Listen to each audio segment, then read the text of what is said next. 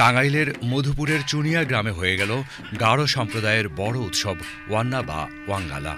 কবি মিথুন রাকসানদের আমন্ত্রণে ১৬ অক্টোবর শুরু হওয়া ৩ দিনের আয়োজনে গারো সম্প্রদায়ের মানুষদের সাথে সারা দেশের সংস্কৃতিজন কবি সাহিত্যিকরা অংশগ্রহণ করে। মাতৃতান্ত্রিক গারো বা মান্দি জনগোষ্ঠী নতুন অন্ন মুখে তোলার আগে সাংসারিক ধর্মমতে তাদের বিধাতা রাক্ষসীকে তুষ্ট করেন। পশু জবাই ও খানাপিনা তাদের উৎসবের প্রধান আকর্ষণ।